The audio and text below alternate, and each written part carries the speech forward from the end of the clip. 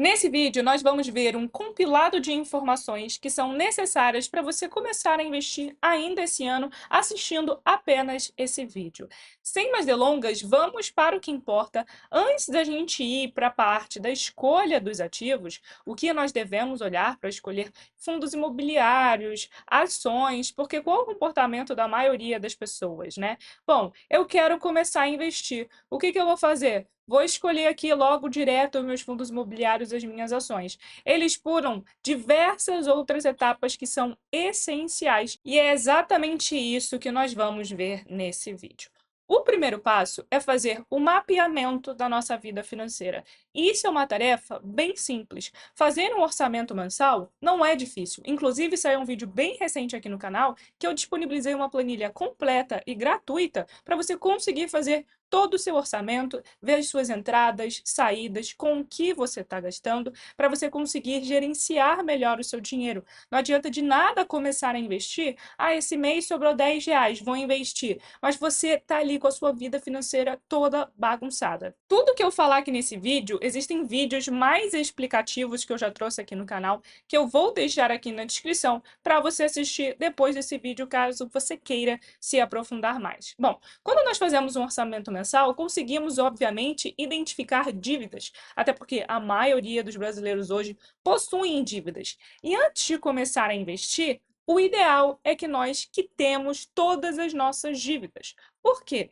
Porque dificilmente vamos conseguir investimentos que vão ter uma rentabilidade maior do que os juros das nossas dívidas. Só que, óbvio, existem pessoas que investem e depois pagam as dívidas, cada um faz as suas próprias escolhas. Mas o ideal é começar a investir sem ter dívida nenhuma, com a vida financeira toda organizada, para que tudo flua com mais facilidade. E depois que a gente faz um orçamento mensal, nós temos noção de qual é o nosso custo de vida.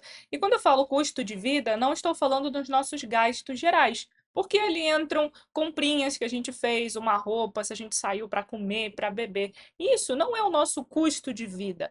Isso é o gasto geral. O custo de vida é o quanto de fato é essencial. Aluguel, alimentação, água, luz, contas que são essenciais entram no nosso custo de vida mensal. E daí entra o próximo passo, que é nós montarmos a nossa reserva de emergência, que é aquele fundo que a gente precisa ter fácil acesso para qualquer emergência que nós tenhamos na nossa vida. E essa reserva de emergência, ela pode contemplar de 3 a 12 meses do nosso custo de vida mensal. E como nós iremos saber se são 3 meses, 12 meses? Tudo vai depender da segurança da nossa renda. Se somos servidores públicos, nós temos uma segurança maior. Podemos optar em ter 3 meses do nosso custo. Agora, se somos empreendedores com aquela renda incerta, o ideal é buscarmos segurança e termos 12 meses do nosso custo de vida mensal. Além disso, também temos a parte psicológica. Existem pessoas que querem ter mais segurança, então, de natureza, elas vão optar por ter 12 meses do seu custo na sua reserva de emergência. E onde deixar a reserva rendendo? Bom, deixar a reserva rendendo não significa ganhar muito dinheiro, ficar rico com esse dinheiro. A reserva ela precisa sim ficar rendendo minimamente, mas a principal característica dela é ter liquidez. Nós precisamos ter fácil acesso a esse dinheiro.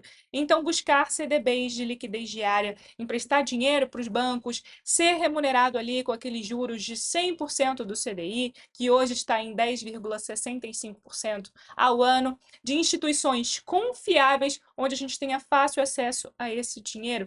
Existem também caixinhas hoje, porquinhos, diversas opções. O importante é você buscar ter fácil acesso, que renda minimamente 100% do CDI e que esteja em uma instituição confiável. Depois, enquanto a gente está nesse processo de montar a reserva de emergência, nós podemos ir seguindo outros passos. Existem pessoas que montam toda a reserva e depois começam a investir, e existem pessoas que montam uma parte da sua reserva e depois começam a investir e ficam dividindo os seus aportes entre alimentar a reserva até você terminar de constituí-la. Você não pode deixar de montar 100% a sua reserva, mas tem pessoas que montam, por exemplo, exemplo, metade. Depois, elas começam a investir também enquanto elas vão terminando de montar a sua reserva. Mas isso é uma escolha mais pessoal. E enquanto você está ali iniciando o processo de montar a sua reserva de emergência, você vai para alguns questionamentos que, sim, eles são muito importantes e muitas pessoas passam batido. A maioria das pessoas faz o seguinte: bom, eu quero investir, vou comprar essa ação aqui que está todo mundo falando, esse fundo imobiliário aqui que está todo mundo falando. Mas para que você está investindo? Você já se fez essa pergunta? É um dinheiro que você vai precisar para daqui quanto tempo? 1 ano? 2 anos? E você está atacando ali em renda variável? Você está fazendo besteira. Então se questione: quais são os meus objetivos ao investir? Comprar uma casa, reformar uma casa, comprar um carro, viajar daqui 1 ano para minha aposentadoria, que é para daqui 10, 15, 20 anos? Tudo isso são objetivos diferentes e possuem investimentos diferentes para onde eles devem ser destinados.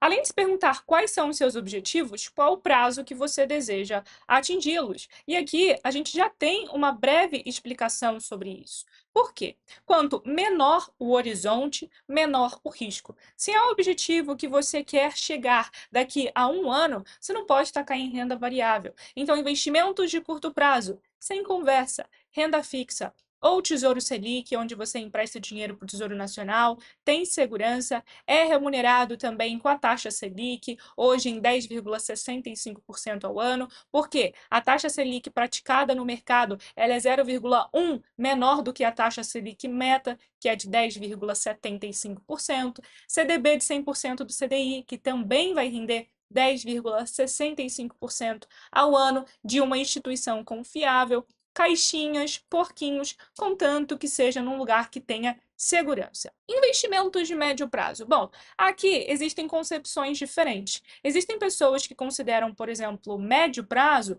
de 2 a 8 anos. Mais de 8 anos já é longo prazo. Existem pessoas que consideram até 10 anos médio prazo, apenas acima de 10 que é longo. Eu, particularmente, considero longo prazo 10 anos para frente. Nesse período de 2 a 10 anos, eu ainda considero médio prazo. Só que por que eu tenho um asterisco aqui em renda fixa? Porque não necessariamente um investidor que tem um objetivo para daqui 7 anos, 6 anos, precisa colocar tudo em renda fixa, mas tudo vai depender de alguns pontos muito importantes. O primeiro ponto é a maleabilidade desse objetivo. É um objetivo que daqui 7 anos você precisa cumprir, ou você pode postergar ele, caso daqui 7 anos você não tenha atingido aquele resultado. Se é um objetivo que daqui 7 anos eu preciso pagar, por exemplo, a faculdade dos meus filhos, eu não tenho outra opção. Você não pode correr risco com esse dinheiro. Então, sim, o ideal é que ele fique em renda fixa, já que é um horizonte de 7 anos. Agora, se é um outro objetivo que não, se não acontecer daqui 7 anos, não tem problema. Eu aguento esperar 10, 12, 13 anos. Daí o investidor, ele pode colocar uma parte desse dinheiro em renda variável também, sabendo que ele vai ter mais riscos, ele pode ter um resultado melhor, assim como ele pode também chegar naquele prazo e não ter o dinheiro que ele idealizou. Ele vai ter que postergar esse objetivo. E isso é um ponto importante, por isso que eu coloquei esse asterisco aqui em renda fixa, porque dependendo da maleabilidade do objetivo e do perfil do investidor, pode ser que ele fique apenas em renda fixa, como pode ser que ele coloque também um pouco em renda variável. Mas falando de investimento para médio prazo em renda fixa, o ideal é que eles sejam indexados ao IPCA, a nossa inflação. Por exemplo, um tesouro IPCA+, só que é muito importante que você adeque o seu objetivo com o vencimento do título. Vamos supor que você tem um objetivo para 2029. Existe um título Tesouro IPCA+, com vencimento em 2029. Agora, se é um objetivo que você vai ter em 2029, não faz sentido colocar tesouro no IPCA que vence só em 2035, porque você vai ter que resgatar antecipadamente, vai correr risco de ter uma rentabilidade que você não estava idealizando por ter resgatado antecipadamente. Então, sempre adeque ali o seu objetivo com o vencimento do título. Também tem LCIs, LCAs indexadas ao IPCA. Existem diversas opções. O mais importante é você procurar boas rentabilidades, cujo o emissor é um emissor confiável, porque quando você investe numa LCI, numa LCA, você está emprestando dinheiro para uma instituição. Essa instituição financeira para a qual você está emprestando o seu dinheiro é confiável? tem uma boa saúde financeira, quanto maior o risco de crédito dessa empresa, ou seja, quanto maior a chance dela dar um calote, maior vai ser a rentabilidade daquele título. Então você precisa dosar ali se o dinheiro que você está colocando você quer correr mais risco ou não. Falando de investimentos agora de longo prazo, 10 anos para mais, aí sim é muito comum os investidores utilizarem ativos de renda variável, como por exemplo ações, tanto aqui no Brasil quanto ações do exterior, fundos imobiliários, ETFs, já saiu um vídeo bem completo falando sobre ETFs aqui no canal, criptomoedas para quem é mais arrojado. Existem diversas opções de investimento para o investidor focar de fato no longo prazo. E aqui também tem um pouco de renda fixa, porque dependendo do perfil do investidor, existem investidores que colocam uma parte em renda fixa focado ali no longo prazo, principalmente se ele tem às vezes uma idade mais avançada, não quer correr muito risco. Isso tudo vai depender do momento de vida da pessoa e da tolerância dessa pessoa a risco. E isso está diretamente ligado com o próximo questionamento que a gente vai se fazer. Qual o meu nível de conhecimento hoje sobre investimentos? Você de fato é um iniciante? Não sei muita coisa, na verdade não sei absolutamente nada. Você tem medo de perder dinheiro? Só de pensar do dinheiro que você investiu está se desvalorizando, isso te assusta ou você fica tranquilo com essa situação? Você precisa se responder essas perguntas também. Quanto menos conhecimento você tiver, menos risco você tem que correr. Todos nós somos iniciantes algum dia. Hoje você pode ser iniciante, daqui a alguns anos você pode ter muito conhecimento sobre investimentos. Só que não faz sentido você ter pouquíssimo conhecimento hoje e sair tacando seu dinheiro em qualquer lugar só porque está todo mundo falando. Aí depois, quando as coisas começam a se desvalorizar, você se assusta, vende esses ativos, perde dinheiro, porque você investiu onde você ainda não tinha conhecimento. E quanto mais medo você tiver, menos risco você tem que tomar. Eu tenho muito medo de perder dinheiro, muito, isso me assusta muito. Eu vou meter todo o meu dinheiro, 80% do meu dinheiro em ações, em fundos imobiliários, em renda variável? Não. Significa que esses cenários aqui não mudam com o passar do tempo? Mudam. Com o passar do tempo, a tendência é que você tenha cada vez mais conhecimento. Quanto mais conhecimento você tiver, mais opções você vai ter para investir. Quanto menos medo você tiver, mais oportunidades você vai ter também. Isso tudo aqui pode mudar conforme o tempo vai passando, mas não pule etapas. Se hoje você não tem conhecimento, se hoje você tem medo, não se arrisque, porque se você se arriscar e perder dinheiro, você vai ficar com medo do mundo dos investimentos e aí mesmo nunca mais você vai querer colocar o seu dinheiro ali. Inclusive, eu vou utilizar um caso real. Eu peguei um caso na minha família de uma pessoa que não tem dívidas, tem reserva de emergência, inclusive essa reserva está na poupança, mas ela não investe. Eu perguntei para ela, se você fosse começar a investir hoje, quais são os seus objetivos e em quanto tempo você iria querer atingi-lo? E a resposta foi que o seu maior objetivo hoje é arcar com os custos da educação da filha dela daqui 9 anos. Hoje ela tem 9 anos e daqui 9 ela vai ter 18. Ela não tem uma maleabilidade com esse objetivo. Esse é o maior medo dela, chegar daqui 9 anos e ela não ter condições de arcar com a educação da filha. Ou seja, já conseguimos perceber que, por mais que o horizonte seja de médio prazo, daqui 9 anos, ela não tem maleabilidade com esse dinheiro. Ela não quer, em hipótese alguma, perder. Então, nesse caso, a melhor opção seria sim renda fixa para esse objetivo, indexado ao IPCA. O segundo objetivo dela é ter uma renda para complementar a aposentadoria que vai acontecer daqui 15 anos. Esse é o planejamento dela. Ela tem hoje 48 anos. Bom, como já temos um horizonte maior de 15 anos, ela já pode também ter ativos de renda variável, mas tudo vai depender também do nível de conhecimento que ela tem hoje. Não adianta nada ela ter um horizonte daqui 15 anos, não ter conhecimento nenhum hoje, porque de fato ela não tem, ela não sabe nada sobre investimentos, e ela começar a sair investindo em ações só porque é para longo prazo sem entender nada.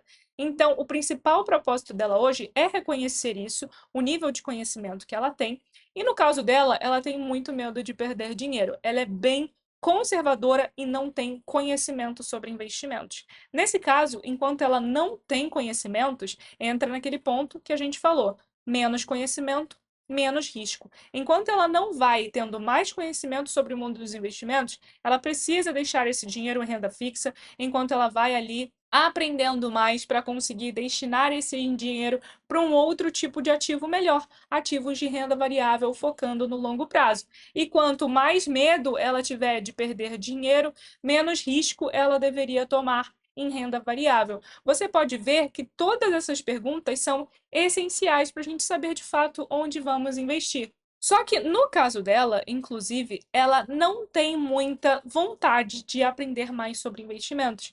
E tá tudo bem, tá, gente? Existem pessoas que não querem aprender. Nesse caso, você teria uma outra pergunta que você pode se fazer. Se você quer aprender sobre ativos, escolher o melhor fundo imobiliário, escolher as ações, você é uma pessoa que quer ter uma gestão ativa, escolhendo os seus próprios ativos.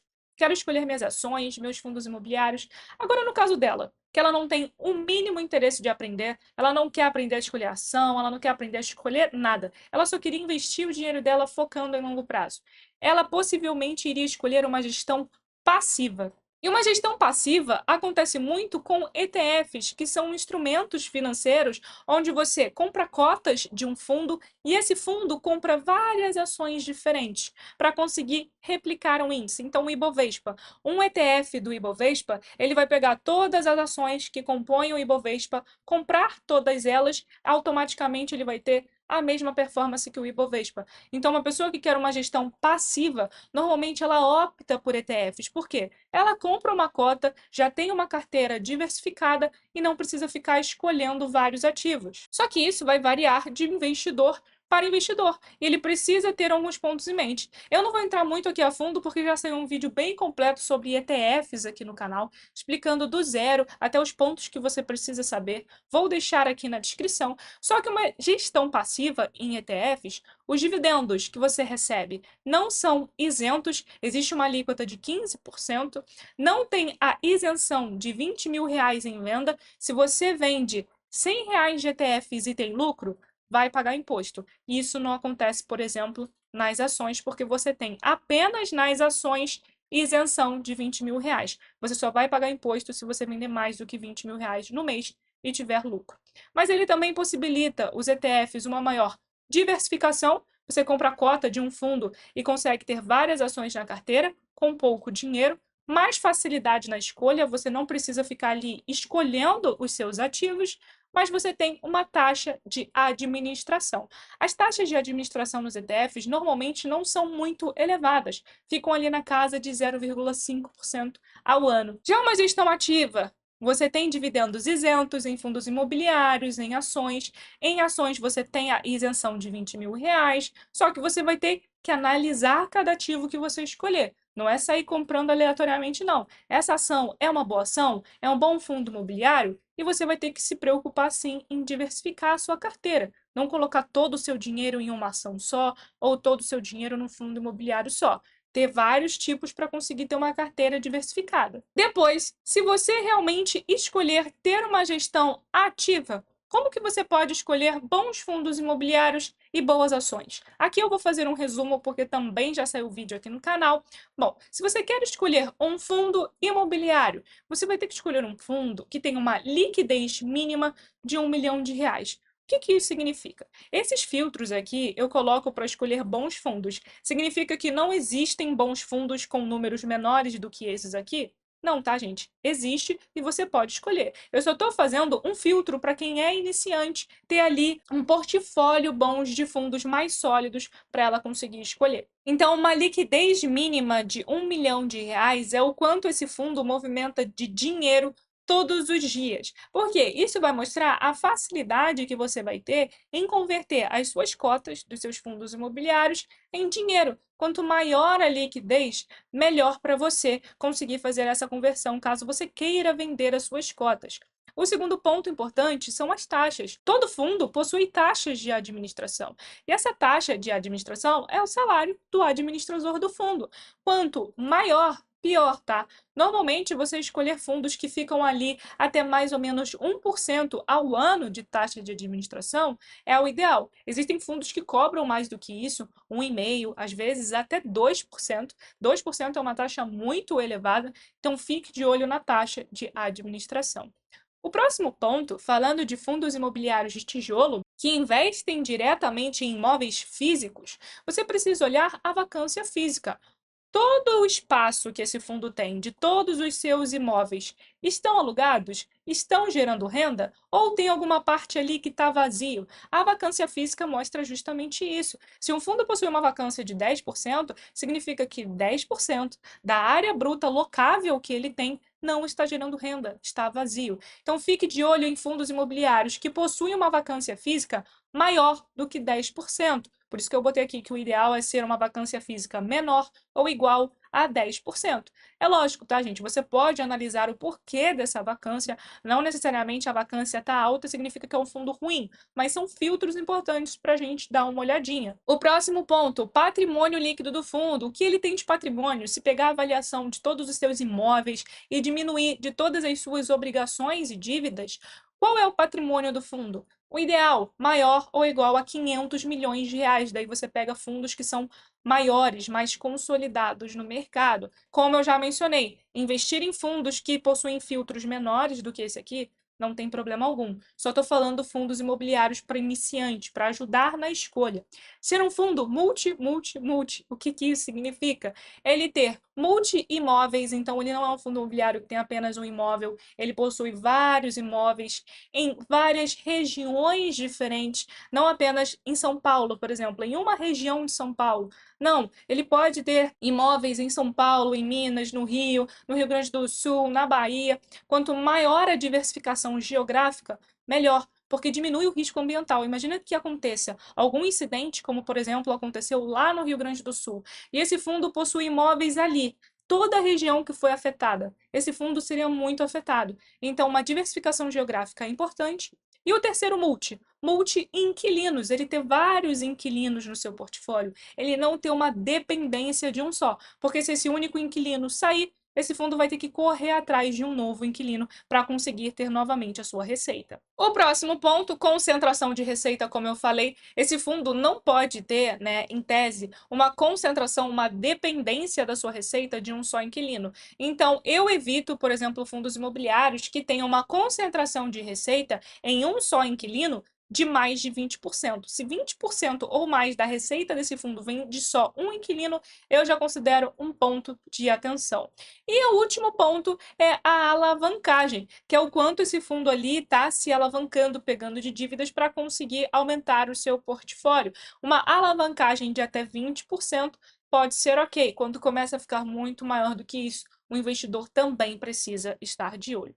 Falando agora em ações, bem simples, ações para aqueles investidores que estão começando. Você muito provavelmente já escutou falar de setores perenes, aqueles setores mais tranquilos, que sempre tem demanda, porque aí quem está começando tem menores chances de ter dor de cabeça e assim ele vai se acostumando com o mundo de renda variável. Então, ações do setor financeiro como bancos, seguradoras, do setor de utilidade pública, empresas de energia, saneamento, telecomunicações. Normalmente, a oscilação de preço dessas empresas são menores, elas possuem receitas mais previsíveis. Isso tudo ajuda muito no investidor que está começando. Uma empresa com um tag along de 100%, que é uma proteção para nós acionistas minoritários.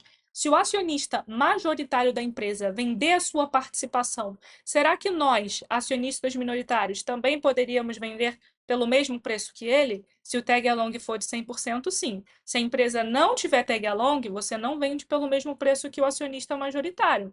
Se for 80%, você vai vender por 80% do preço. Então, tag along de 100%, muito importante. Baixo endividamento. Um indicador muito utilizado para a gente ver o endividamento das empresas é o indicador que você vai ver dívida líquida dividido sobre o EBITDA. Normalmente, esse indicador ele precisa ser menor ou igual a 3. Se começar a ficar maior do que 3, significa que a empresa está ficando bastante endividada. Ela demoraria mais de 3 anos para conseguir arcar com as suas dívidas baseada no lucro que ela tem com as suas operações. Então, fique de olho no endividamento. Então, uma empresa com baixo endividamento, com lucros constantes nos últimos anos, isso é muito importante. Normalmente, empresas dos setores perenes, eles possuem lucros constantes. E eu sei que muitas vezes fica a pergunta, tá, mas onde que eu olho esses indicadores então? É bem simples. Vamos entrar aqui no site da UVP, digitar aqui, ó, ENGIE 3. Vou utilizar um exemplo de uma empresa. Bom, a ENGIE 3, ela é uma empresa que possui um endividamento controlado. Se dermos uma olhadinha aqui, ó, aquele indicador que a gente acabou de falar, dívida líquida sobre o EBITDA, é de 1,97, menor do que 3. Se dermos uma olhada aqui também, ela é uma empresa que teve 100% dos últimos anos lucros, então ela tem lucros consistentes, não dá prejuízo. Ela tem um tag along de 100%, é uma empresa de energia, um setor perene. Então, é sim uma opção. Significa que nós, investidores, então, só olharemos para esses pontos e nada mais? Não, nós podemos e devemos nos aprofundar mais, entender melhor como essa empresa ganha dinheiro, olhar também como ela está sendo gerida, se ela está sendo de fato bem gerida. Isso é muito importante para a gente optar colocar essa empresa na nossa carteira. Mas o que a gente vem falando é que isso são conceitos básicos. Empresas que atuam num segmento tranquilo de se entender, que são essas aqui, com baixo endividamento, lucros constantes, que apresentam a proteção para o acionista minoritário, isso já é o básico para nós investidores escolhermos boas empresas para nossa carteira se somos iniciantes no mundo dos investimentos.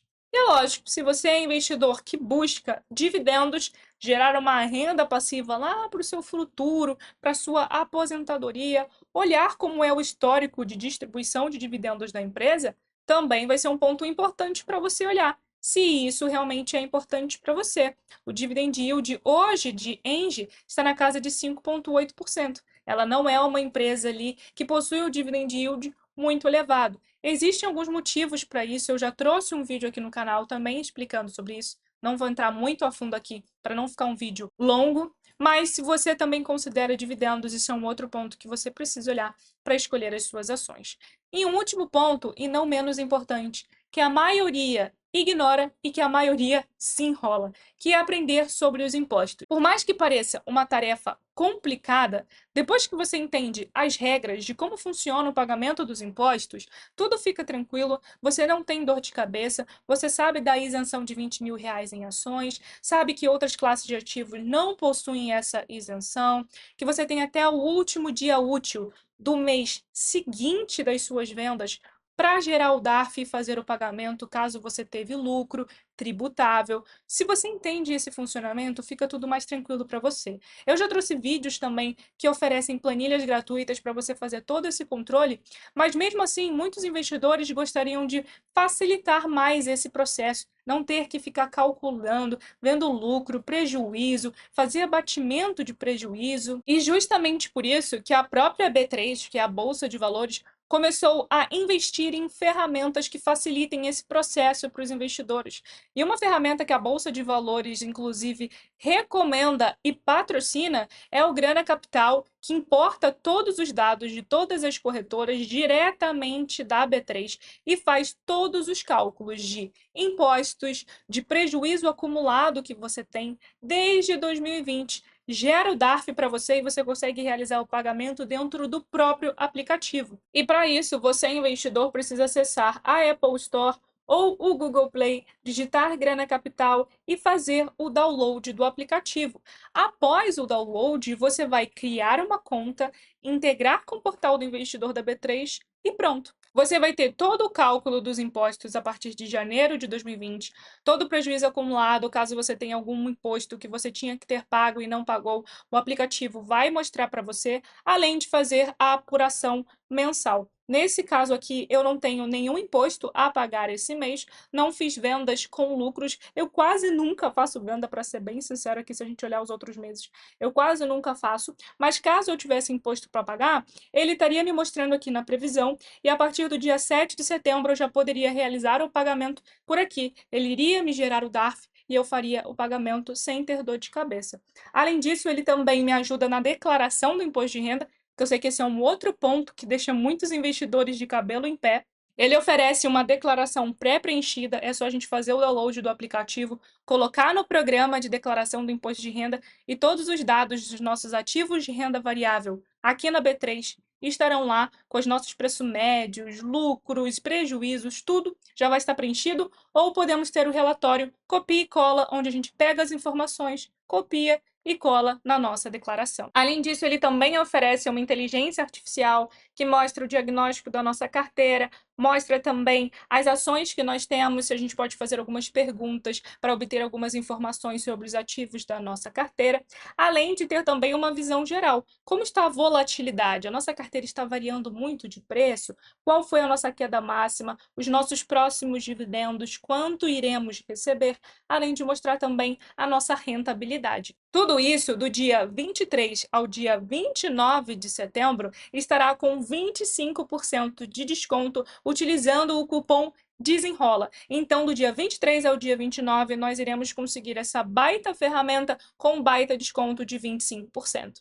Eu vou deixar o link para download e o cupom aqui no comentário fixado, caso você se interesse por esse aplicativo. E se você gostou desse vídeo, não deixe de se inscrever aqui no canal e ativar o sininho para ficar por dentro de todos os vídeos que saem às terças, quintas e sábados, às 7 horas da noite. E só mais uma coisa, não custa você deixar o seu like, porque assim o YouTube vai entender que esse vídeo foi relevante e vai recomendar para muito mais pessoas. Então, um beijo e eu te vejo no próximo vídeo.